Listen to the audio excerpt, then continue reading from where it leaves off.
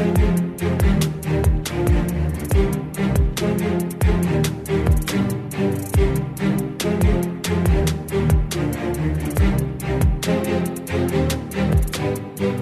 into the Yards After College podcast powered by KSLSports.com. I'm your host, Kyle Ireland, and we are here to discuss another week of the NFL season, especially with our locals in the NFL. And today we've also got a special guest on. You've seen him play not only at the University of Utah, but also in the NFL, and you've heard him on the airwaves here in Salt Lake City on KSL News Radio. He is the co-host of KSL's Unrivaled. Scott Mitchell will be joining the podcast today to not only discuss what he's thought of the first half of the NFL season, also some of the locals in the NFL, but we're also going to talk about something that we're really focusing on here at KSLSports.com in the month of November, and that is mental health. Healthy Mind Matters, hashtag Healthy Mind Matters. We're trying to, not only kick the stigma around, talking about mental health, bringing awareness to mental health, not only in sports, but also just in our daily lives. I mean, we all have our different challenges and, our ups and downs that we have to go through as human beings. And so some of us have to deal with mental health issues. And we want to talk about those things, bring awareness to the conversation around mental health here in the month of November with hashtag Healthy Mind Matters.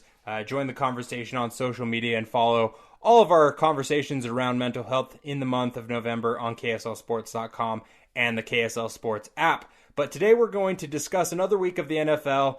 We've got a bunch to talk about as far as these locals in the NFL are concerned, and then we'll be joined by Scott Mitchell. So let's start off with this week's Instant Replay. On this week's Instant Replay, I wanted to start off with some of our pro Utes, former University of Utah football players, starting off with wide receiver for the Denver Broncos, Tim Patrick. Now, Tim Patrick had 4 catches for 61 yards during Denver's game against the Las Vegas Raiders. The Raiders ended up beating the Broncos pretty good, 37-12. But Tim Patrick, he got in a little fight, a little exchange, so to speak, with a number of players on the Las Vegas Raiders. Punches were thrown, and Tim Patrick ended up getting ejected from the game. Another former Utah player that played in that game was former Utah running back and also a former Denver Broncos running back who is now with the Las Vegas Raiders. It's his first season with Las Vegas, and that is Devontae Booker. Booker had a heck of a game on Sunday against the Broncos. He had 16 carries for 81 yards and 2 touchdowns against his former team. He also had a catch for 2 yards in the Raiders' win over the Broncos. Now, this was Booker's first NFL game where he's had multiple rushing touchdowns. He's had games before where he's had a catch out of the backfield to be, paired with a touchdown on the ground, but this was his first multiple rushing touchdown game of his NFL career. So congrats to Devontae Booker on that accomplishment. Former Utah quarterback Alex Smith received his first NFL start in 2 seasons as the Washington football team suffered a 30-27 loss to the Detroit Lions on Sunday. Now, Smith, in his first start since 2018, he threw the ball 55 times. He had 38 completions for 390 yards. My gosh, he threw the ball all over the field that game. He actually led the Washington football team back from 21 points down to have a close loss to the Lions, but Smith looked good in his first start in 728 days. Going back to the Raiders and Broncos game, former Utah State defensive back and now a cornerback with the Las Vegas Raiders, Nevin Lawson ended up having 1 tackle, 1 pass breakup, a forced fumble, and a fumble recovery in the Raiders' win over the Broncos. Now, Lawson's fumble that he recovered ended up actually setting up one of Devontae Booker's touchdown runs late in that game for the Las Vegas Raiders. So pretty cool connection there to see back-to-back plays take place between locals in the NFL. One from Utah State University setting up a touchdown by a player from the University of Utah. That'll do it for this week's Instant Replay for week number 10 of the NFL season. We're going to take a quick break, and on the other side, we'll be joined by KSL's Unrivaled co-host, Scott Mitchell. Welcome back to the Yards After College podcast powered by KSLSports.com. This podcast allows us to not only talk about these local guys in the NFL, but we've also got a local in the NFL on our staff here at KSLSports.com. So it gives me the greatest pleasure to be able to welcome in to the Yards After College podcast today, former Utah great, also former NFL great, quarterback Scott Mitchell, who is now the host of the KSL Unrivaled show on KSL News Radio. You can also check out the KSL Unrivaled podcast. Scott, how are you doing today? Happy to have you on board. Thank you, Kyle. I'm doing wonderful. Well, that's good. I would hate to have you join the podcast if you weren't doing well. Happy to have you on as we've crossed over. What if I said I'm so crappy I can't even believe I'm here. Can we talk later? Yeah. No, I mean, you're a busy guy. You're being pulled in multiple different directions, and you've got Utah football coming up. Hopefully this weekend against the USC Trojans. Hopefully they are able to kick off their season. You've got the middle of your show right now going on weekdays, but then you've also got the NFL. We've just crossed over the midpoint of the NFL season this last week and a half or so ago now, with Week 10 in the rearview mirror. I just wanted to start off the show as we get rolling here. What are your general thoughts on this 2020 NFL season? Because, it's unlike any NFL season that has ever taken place. We've got a pandemic that we're dealing with. There's also been an election season. What have you made of this, first 10 weeks of the NFL season so far? Well, the NFL is trying as hard as it can to make sure that the season goes off as smoothly as possible. And for the most part, it's happened. They've had to cancel and move and change some games, which I don't think has been all that bad. You end up as a fan watching a game on a Tuesday, or a couple of extra games on a Monday, and that's certainly not bad if you're a fan of football. Recently, they've been overemphasizing more stringent COVID guidelines and restrictions, and they really want to make sure the season goes off as smoothly as possible. And I think of all the sports going on right now, it's probably the one that's had, a pretty decent transition through this.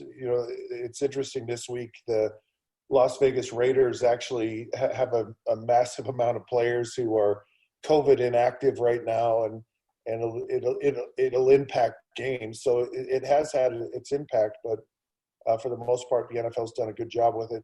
They have a contingency that if they're not able to get all the games, that they'll change the playoffs, which is exciting. But right now, we're pretty much halfway through the season, and I was counting the other day, and there are 22 of the 32 teams that legitimately have a shot at making the playoffs. And I think that's the exciting thing about the NFL is it's very competitive. A lot of teams stay in it up until, maybe the last week or the second to last week of the season. So you have this opportunity to have a lot of good games every week. You're not seeing a bunch of dud teams play each other where there's no chance of winning. So you're going to get a competitive game. You're going to be highly entertained, and it's something I think the NFL does. It probably is good, if not better, than any of the professional sports leagues. Then the other thing that's really jumped out at me this season is, and of course they've changed the rules. It's a different league than it used to be. It's meant to protect the safety of players, but it's increased the profile of quarterbacks. And you're seeing a little bit of the college game play into the NFL right now. So you've got these dual threat quarterbacks running spread type offenses with some of the schemes that they use in the spread offense.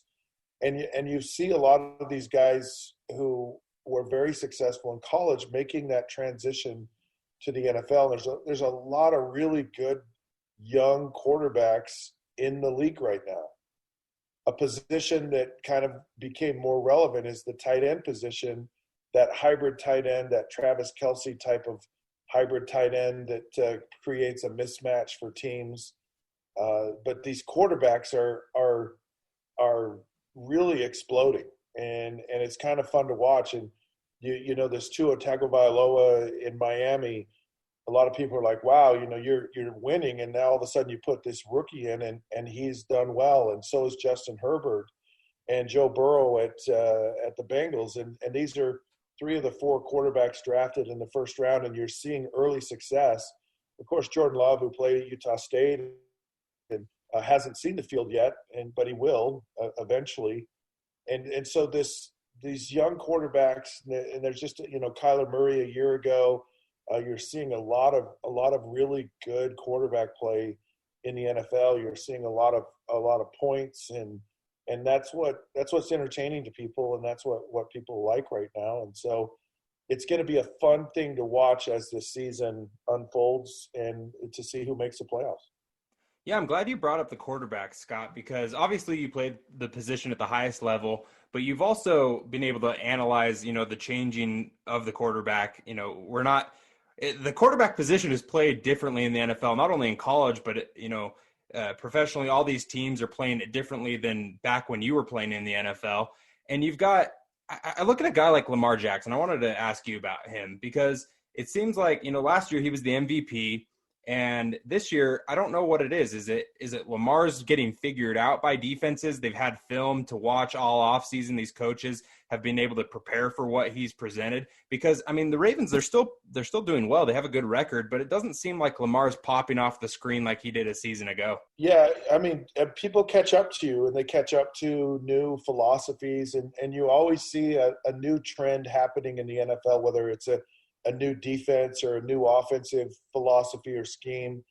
And people tend to lag behind it a little bit, but they sit in the off season in a dark room for hours upon hours, watching and studying and learning about how to defend against it. And I'm sure they've done that against Lamar. And he's a great player. But ultimately what happens in the NFL, and I know everyone is in love with dual threat quarterbacks, but the guys who last, the guys who stay, are the ones who can make throws. And because teams are going to look at Lamar Jackson, for example, and they're going to say, okay, probably the strength of his entire game is running. He's a good thrower, but his strength, the thing he's most comfortable with, is running. So we're going to take away the thing that he is most comfortable with and take our chances and make him beat us throwing the football. We're gonna force him to stay in the pocket and beat us throwing. The other thing that happens with these guys, and so it's uncomfortable. It's uncomfortable for Lamar, and ultimately, does he have the skill set to make all the throws and make them by, their defenses will take certain things away, and they're good. These NFL defenses are really good. They can't take everything away, but they're going to force you to do the thing that you like the least. And if you're not capable of doing that, then you ultimately don't last.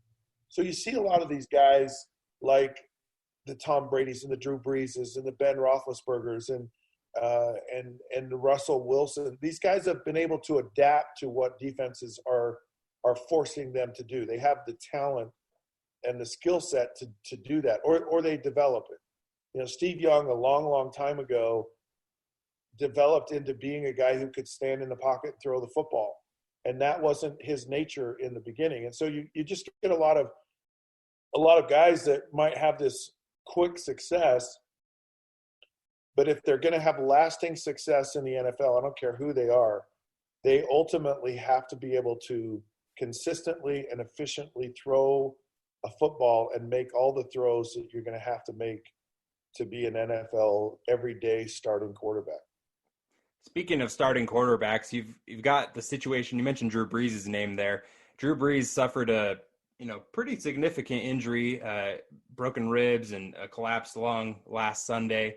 And now the Saints, they're looking at Jameis Winston or Taysom Hill coming up this week. And I want to get your feedback on this situation here in New Orleans, Scott, because earlier in the offseason, Sean Payton came out, said Taysom Hill has earned the opportunity to be the number 1 or the number 2 quarterback, the primary backup to Drew Brees.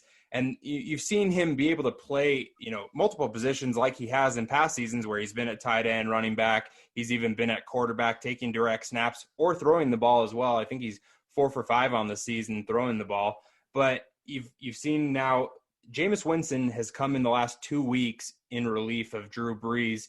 And I want to get your feedback on, do you think that Taysom Hill is really the number 2 quarterback in New Orleans, or is it Jameis Winston's number 2 job, and he's going to be the one to start here for Drew Brees as he recovers from this injury? Well, I sure hope it's Taysom, because I think I would love to see what he can do and what he's capable of when he's had time to prepare and he's been given an opportunity to play more than just a few snaps offensively. Taysom Hill is a talent. Where he ultimately ends up is yet to be seen. And a lot of that is because everyone knows he's a great athlete. Everyone knows he's a great runner. But people don't know that he's a great passer. And if you're going to be with a coach and learn how to be a thrower in the NFL, I mean, there's probably not a better guy than Sean Payton. But throwing the ball consistently and accurately for Taysom Hill, that's been the bugaboo for him in the past. And he certainly, in my opinion, has gotten a lot better at it. And he could get a whole lot better at it the more reps he has, the more opportunity that he has. But I would love to see what Taysom Hill could possibly do, just because he's such a tremendous threat and athlete. And he may be a guy early on in his career when he gets in there that he's electrifying and he sparks the offense, but it'll be in a different way than Drew Brees. And I wouldn't expect the team to have the offense be similar to when Drew Brees is in there, because they're just two very different types of players. It's like the 49ers were different when Joe Montana was there versus Steve Young, and it's kind of it's a similar type of situation, no doubt. But if Taysom wants to be that long-term guy, then he like I said earlier, is going to have to be a guy that actually throws the ball accurately. And I would love to see Taysom and what he can potentially do. And they paid him all this money, and they certainly didn't do that for him to just go in and play a couple of plays. And I think they like what they've seen with him as a quarterback, and feel that he's probably in a position, he's ready to be able to get significant snaps at quarterback during the season. So this is exciting. I'm pretty sure he's actually going to be playing this week, so we'll get a chance to see Taysom Hill and his debut as a full-time quarterback. Yeah, I think you're spot on there, Scott, because this is really the opportunity where you have that Drew Brees blanket, throughout the rest of the season. Hopefully he's, ready by the playoffs and they're able to make a run with him throughout the postseason, because it seems like, it's probably Drew Brees' last season. And so this is your opportunity to really get a good look at Taysom Hill, whether or not you think he's the quarterback of the future there for the Saints. But we're joined by Scott Mitchell, host of KSL Unrivaled, a former NFL quarterback, former Utah great. You can follow him on Twitter at 19 Scott Mitchell. Scott, I wanted to ask you about a few of these other locals in the NFL. Obviously, your alma mater, the Utah Utes, they've got a number of guys, nearly 30 players in the NFL from the University of Utah now. But we've seen this draft class of the Ute rookies, just really take off. A number of them were selected with high draft picks in the 2020 NFL draft, and they've really performed well to start their rookie seasons. You've got guys like Zach Moss, Jalen Johnson, Julian Blackmon with the Colts. Who has been the most impressive rookie from the University of Utah for you this season? Yeah, they really a lot of players got drafted, and a lot of them are playing and having an impact. The guy who probably is the biggest surprise, though, is Julian Blackmon, simply because he was injured at the end of last season and actually was drafted quite high and came in and has made an immediate impact for the Colts, and has had some big interceptions late in games that have won and sealed victories for the team. But as a guy that's just been a great performer, and it's a fascinating progression watching with him, so closely as I did last year, where he made the transition from being a corner to a safety, and that transition early on looked a little shaky. He had a really, really rough game against USC and some very talented receivers there. But then you saw him just every week. He got better and better and better, and he got really good by the end of the season. And you could see that he was very comfortable, and that safety was a very, very fitting position for him to play. And then having kind of the fluky injury that he had in the Pac-12 championship, and to come back from that, and then without really no preseason and start and have such an impact. I mean, I don't even know if it's even close to his, who's been the biggest surprise, because he truly remarkable what he's done. Yeah, no, it's really, as a Colts fan, Scott, I'm really excited to see what Julian Blackmon has done, because they were planning on bringing him along pretty slowly, because they had a guy like Malik Hooker, who ended up suffering an injury early in the season. And so he wasn't really expected to be that guy. But once he was thrust into the starting lineup, he's really just blossomed and become a guy who's a candidate for NFL Defensive Rookie of the Year. It's been impressive to see what he's been able to do in Indianapolis this season. Another local from the University of Utah that I wanted to ask you about is Alex Smith, obviously former quarterback for the Utes, now with the Washington football team. But we all know Alex's story. It's been a theme throughout this season on the podcast here on the Yards After College podcast and on KSLSports.com. But we've talked about Alex Smith, and, just the fact that he was able to make the active roster for Washington was impressive. But now he's been able to step into multiple games, and then he received his first start last week. He ended up throwing the ball 55 times, Scott, in his first start, and nearly 390 yards. No touchdowns there, but kind of has led Washington to, comebacks where they've ended up losing the games. But the last 2 weeks, he's been impressive late in these games, leading the Washington offense. What have you made of just Alex Smith's story as a whole, but what you've seen out of him the last couple of weeks? I'm sure in the back of Alex Smith's mind, he questioned whether he could still play with the devastating injury that he had and the subsequent complications, a lot of them life-threatening, some of them, losing his leg. I mean, it's just a story in and of itself. The fact that he's come back has been remarkable. And I'm sure, though, he was just like, I don't know if I can still do this, or I don't know if I can do this. And it just feels like he's in his mind realized, okay, I can play at a high level still. But I have to believe that what he's been through has kind of hardened him in a good way. It's been more of a refinement. It's possibly made him a tougher, grittier, not that he wasn't before, but it's probably taken that to a new level for him to know what he can bounce back from, and to give him a toughness that that's beyond, what he had before. And so I think it can only help him as he moves forward. It's a long process to, okay, I made the roster, I got in, I know I can take a hit, I can play, to now starting. And then it'll be interesting to see what he can do as he gets more and more reps and more opportunities to prepare, just where his game is, and that it could be even better than it was before he was actually injured. Scott, one of the reasons why I wanted to have you on is you've got a perspective that's unlike anyone else.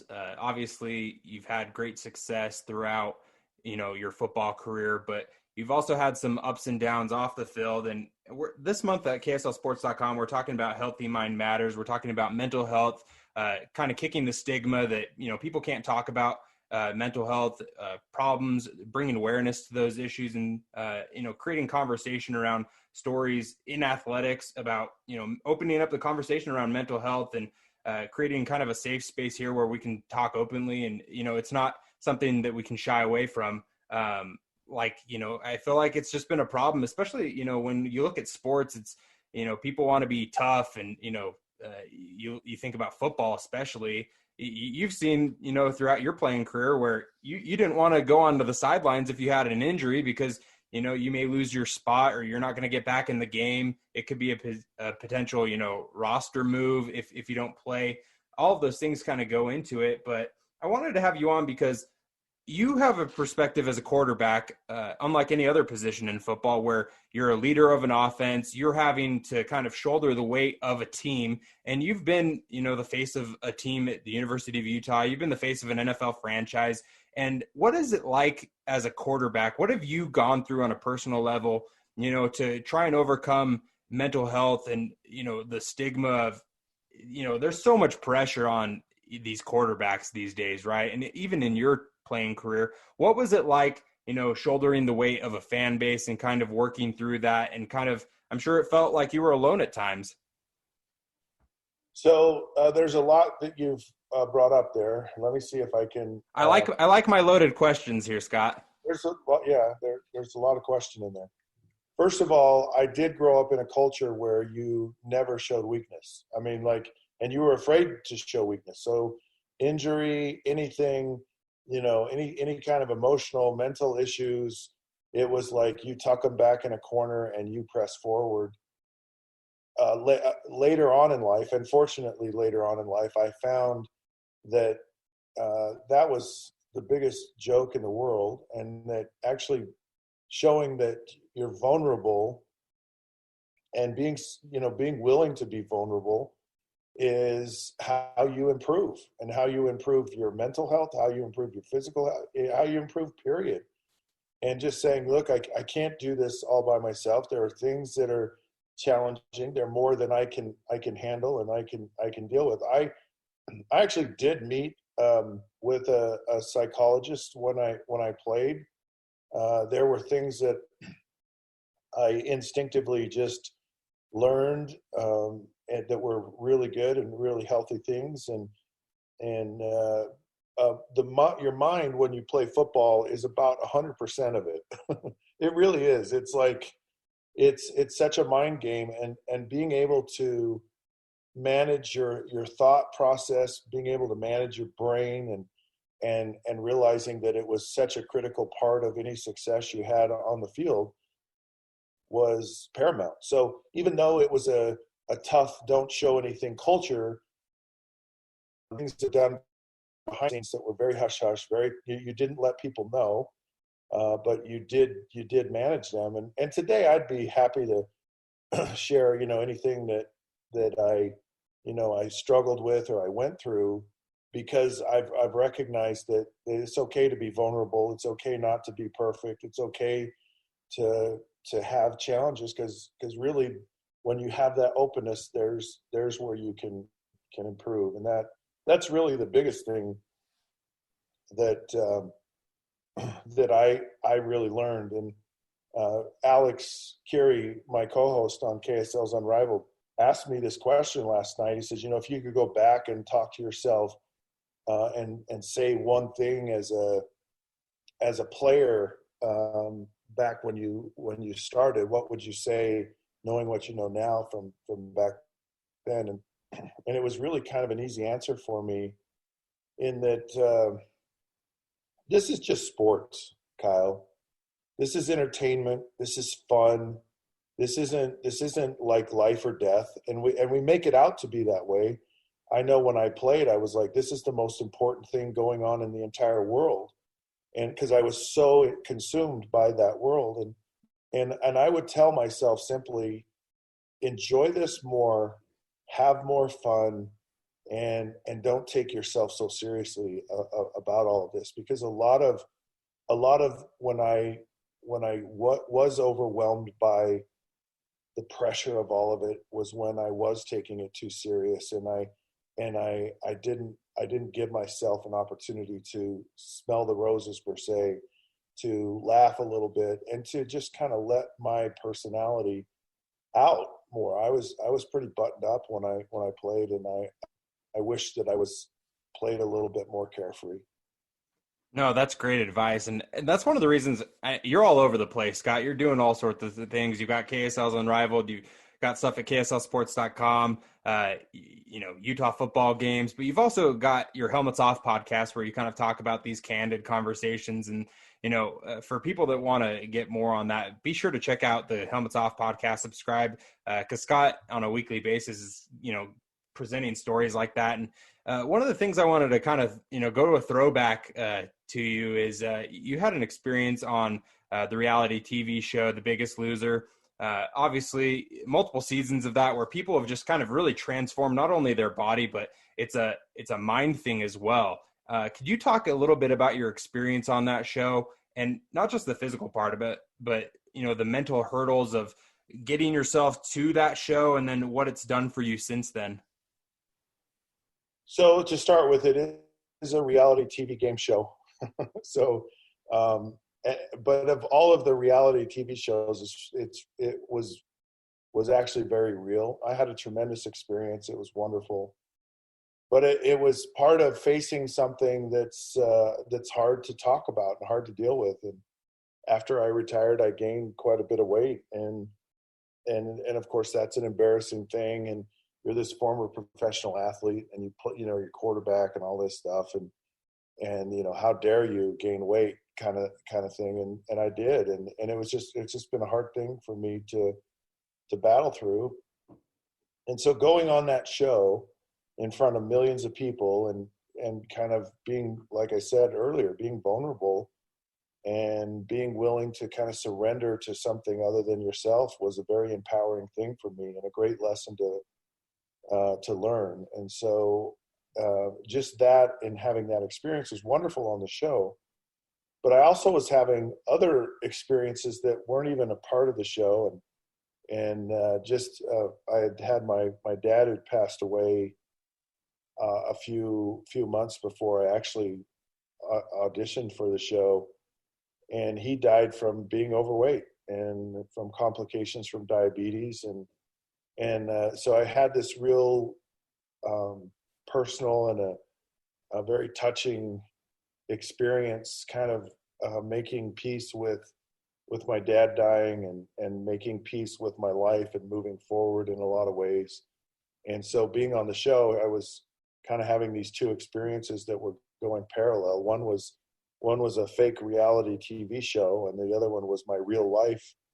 And having it happen in the same time was really quite remarkable, and a very cherished moment for me in my life. The Biggest Loser gets a bad rap for, it's not a healthy way to lose weight. And there's been all these kind of questions about it. But if I was ever to go back and do it again, I'd do it in a second. Wonderful people, wonderful experience, and just enjoyed every moment. And I've met some lifelong friends and some new people in my life from it that I'm really grateful to have in my life. So it was pretty cool. Thanks for sharing that, Scott. I appreciate that. You can join the conversation using the hashtag HealthyMindMatters. We're focusing on healthy minds, and kicking the stigma that you can't talk about mental health, and have these types of conversations. Even in sports and athletics, it's okay to talk about these things, because we're all humans at the end of the day. We all have struggles and problems. Appreciate you sharing that with us, Scott. Be sure to check out more of that at KSLSports.com and the KSL Sports app. But last thing before I set you loose, Scott, and I appreciate you joining the program today. I want to get your thoughts on the University of Utah. You've got the Utes playing the Trojans, like we mentioned earlier, this weekend. Hopefully that game kicks off on Saturday. Give me your quick thoughts on the University of Utah football team going into this season, and give us one NFL prospect to look out for. Well, this season's just a gift. Whatever happens, because it doesn't count. This is a young football team that's a lot of new faces. So I've just looked at it as kind of a glorified spring football practice, and any games that the Utah gets to play, they're just a bonus.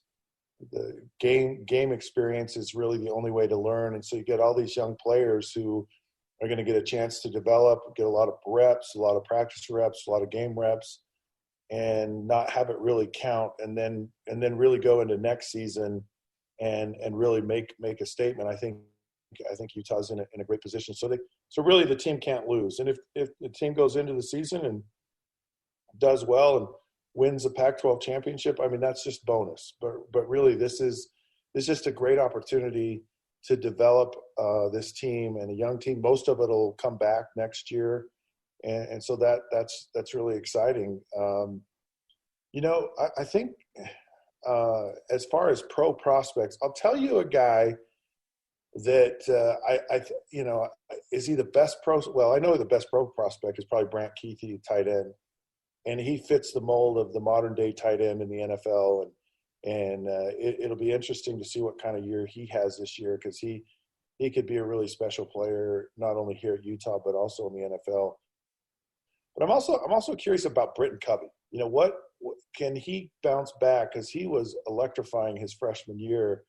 And there's a place for a player of his type in the NFL. And the way these offenses are, and a lot of these, I think of a Julian Edelman type of receiver, who's a little bit on the smaller side, but quick, and that's certainly what Britton Covey is. So I don't know, he just kind of jumped off the screen at me. He's the host of KSL's Unrivaled with Alex Kirry. You can hear him every weekday from 7 to 9 on KSL News Radio and online at kslsports.com. Be sure to check out the podcast. Also, Helmets Off with Scott Mitchell. Follow him on Twitter at 19 Scott Mitchell. Thanks, Scott. Appreciate you joining the podcast today. You're welcome. Thanks, Kyle.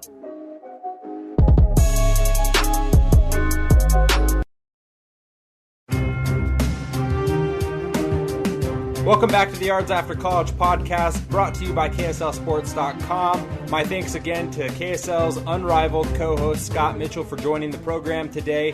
Happy to be able to not only discuss the NFL season and our locals in the NFL with Scott and get his perspective on it, but also talk about mental health with him. He's been through a lot as a former NFL quarterback, also, a participant on The Biggest Loser. So really great perspective on healthy mind matters from Scott Mitchell.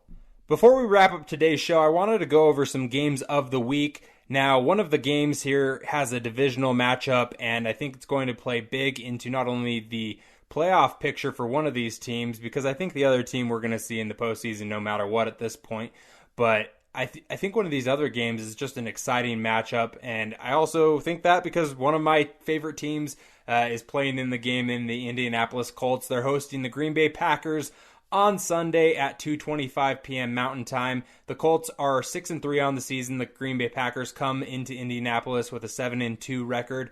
Green Bay is 4-1 on the road this season, and the Colts are 3-1 at home. So pretty good matchup there. Aaron Rodgers, really fun to watch this season with Devontae Adams has just been a beast for them this season. So pretty fun connection with those two players. And there's a little smack talk from one of the Colts linebackers, Darius Leonard, who took a little bit of an offense to Aaron Rodgers calling Fred Warner, former BYU linebacker now with the 49ers, the best middle linebacker in the NFL. Darius Leonard didn't like that too much, so we'll see if that plays out on Sunday, if Darius Leonard can show Aaron Rodgers why he thinks he's a little bit better than Fred Warner. So keep an eye on that matchup. And then the second game of the week is actually going to be Sunday Night Football's matchup.